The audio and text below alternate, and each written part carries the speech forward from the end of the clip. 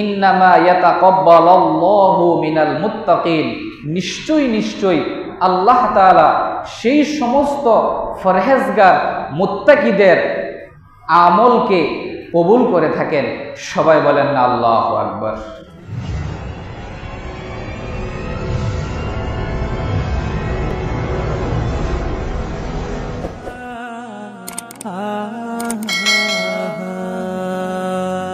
সমস্ত বন্দনা এবং স্তুতি আল্লাহ তাআলার জন্যে, যিনি সেরা সময়ে সেরা দিনে তাকে ডাকার জন্যে আসার এবং বসার মতো সুযোগ করে দিয়েছেন। সবাই সেই মালিকের দরবারে আকাশ এবং বাতাস মুখরিত করে সকল জড়তা অস্পষ্টতা হীনমন্যতাকে ছেড়ে ফেলে ইমানের বলে বলিয়ান হয়ে সমবেত কণ্ঠে সমস্বরে একবার পরে নেই আলহামদুলিল্লাহ।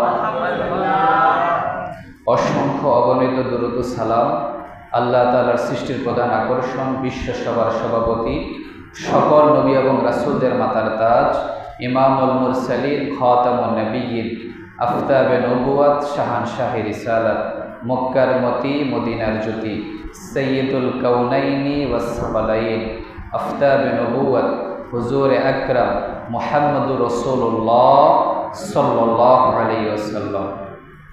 পৃথিবীর সূচনা লগ্ন থেকে শুরু করে আজ পর্যন্ত যত নর নারী ঈমান নিয়ে অন্ধকার কবরে, আল্লাহ তাআলা সকলকে কবরে সুন্দর এবং শান্তিতে রাখো, আমরা দোয়া করি। সবাই বলি আল্লাহুম্মা আমিন। প্রিয় বন্ধুগণ, দিনী ভাইয়েরা, বর্ণিত আছে যে হযরত আদম আলাইহিস সালাতু ওয়াস সালাম এবং মা হাওয়া আলাইহিস সালাতু ওয়াস সালাম যখন পৃথিবীতে আগমন করেন, তাদের মাধ্যমে বংশধারা আরম্ভ হয়। আল্লাহ তাআলা আম্মাজান হাওয়া আলাইহিস সালাতু ওয়াস সালামের গর্ভে জোড়ায় জোড়ায় সন্তান দান করতেন, একজন ছেলে এবং একজন মেয়ে। যেহেতু আদম আলাইহিস সালাতু ওয়াস সালামের সন্তানদের ছাড়া আর কোনো মানুষ পৃথিবীতে ছিল না, সেজন্য আল্লাহ তাআলা আদম আলাইহিস সালাতু ওয়াস সালামের শরীয়তের মধ্যে একটি নিয়ম জারি করে দিলেন যে একই গর্ভে যমজ যে ছেলে এবং মেয়ে জন্মগ্রহণ করবে তারা ভাই বোন হিসেবে গণ্য হবে। তাদের মধ্যে বিবাহ সম্পর্ক সম্পূর্ণ হারাম। কিন্তু প্রথম গর্ভের মেয়ের সাথে দ্বিতীয় গর্ভের ছেলের অথবা প্রথম গর্ভের ছেলের সাথে দ্বিতীয় গর্ভের মেয়ের বিবাহ সম্পূর্ণ জায়েজ এবং বৈধ বলে পরিগণিত হবে। সবাই বলেন না আল্লাহু আকবার। তো আল্লাহ তাআলা প্রথমে কাবিলের সাথে তার এক সহোদর বোনকে পৃথিবীতে আগমন করালেন, তারপরে হাবিলের সাথে আরেকজন বোনকে পৃথিবীতে আনয়ন করলেন। কাবিলের সাথে যে বোনটা জন্মগ্রহণ করেছিল সেই বোনটা ছিল খুবই সুন্দর, পরমা এবং রূপসী সুরসী। অপরদিকে হাবিলের সাথে, যদি তোমার হাতকে আমাকে হত্যার জন্য প্রসারিত করো, আমি হাবিল তোমাকে হত্যার জন্য আমার হাতকে প্রসারিত করব না। ইন্নী আখাফুল্লাহ রাব্বাল আলামিন, আমি আসমান এবং জমিনের একক মালিক আল্লাহ তাআলাকে ভয় করি। আমরা সবাই কাকে ভয় করি? সবাই বলেন তো। এই হাবিল বেচারাও আল্লাহকে ভয় করে আল্লাহর দেয়া বিধানের উপরে অটল এবং অবিচল রইলেন, কোনো ধরনের সীমা লঙ্ঘন করলেন না। বলেন না আল্লাহু আকবার।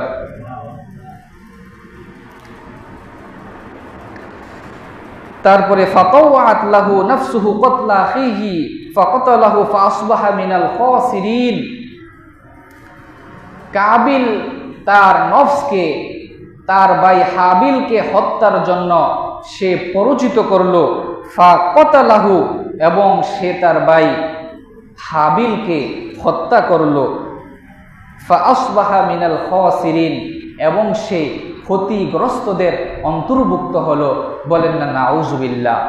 সেই হত্যাকাণ্ডটা ছিল পৃথিবীর ইতিহাসের প্রথম হত্যাকাণ্ড। কাবিল তার ভাই হাবিলকে হত্যা করেছিলেন সুন্দরী মেয়ের প্রেমে পড়ে। সবাই বলেন নাউজুবিল্লাহ। পৃথিবীর প্রথম হত্যাকাণ্ড। এর আগে যেহেতু কোনো মানুষ মারা যায়নি, এখন এই মৃত মানুষকে কি করবে? তার দাফন কাফন ইত্যাদি ইত্যাদি মাটির নিচে পোতা কিভাবে করবে কারোরই জানা নেই। দাফন কাফনের নিয়ম এসেছে হাবিল কাবিলের হত্যাকাণ্ডের অনেক অনেক বছর পরে। পরবর্তীতে আল্লাহ তাআলা আসমান থেকে একটি কাক প্রেরণ করলেন। কি প্রেরণ করলেন? কাক প্রেরণ করলেন। ইয়াবআসু ফিল আরদি, সেই কাক মাটি সে গর্ত করছে।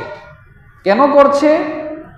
লিউরিয়াহু কাইফা ইউওয়ারি সাওআতা আখি, যে কাবিলকে দেখানোর জন্য যে কিভাবে একজন মৃত মানুষকে মাটির নিচে দাফন করতে হয়। সবাই জোরে বলেন আল্লাহু আকবার।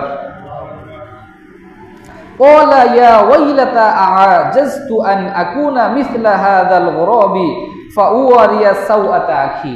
এবার কাবিল সে নিজেকে আফসোস করে বলছে, আমার দুর্ভাগ্য যে আমি কাবিল থেকে শিক্ষা নেওয়া লাগছে যে একজন মানুষকে কিভাবে মাটির নিচে দাফন করতে হয়।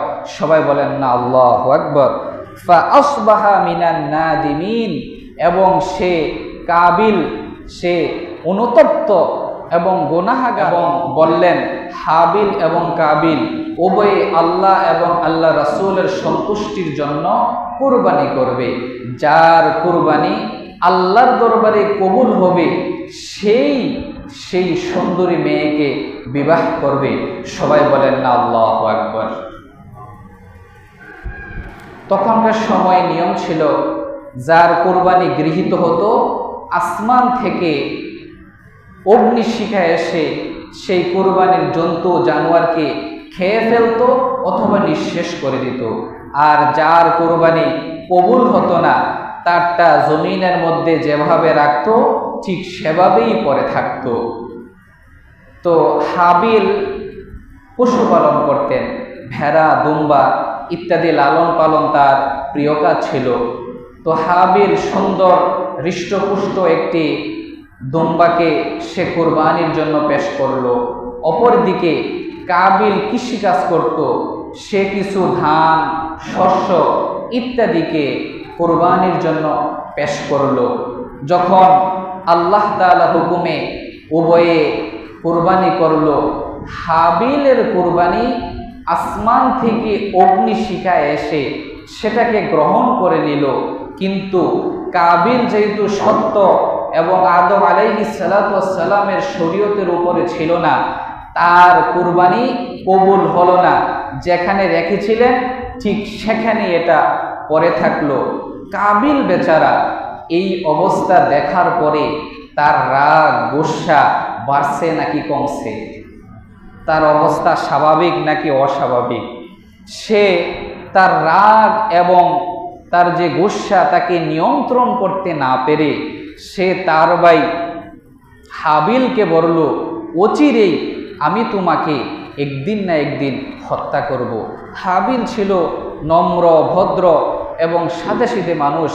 সে সুন্দর করে জবাব দিয়ে দিল, ইন্নামা ইয়াতাকাব্বালুল্লাহু মিনাল মুত্তাকিন, নিশ্চয়ই নিশ্চয়ই আল্লাহ তাআলা সেই সমস্ত ফরহেজগার মুত্তাকিদের আমলকে কবুল করে থাকেন।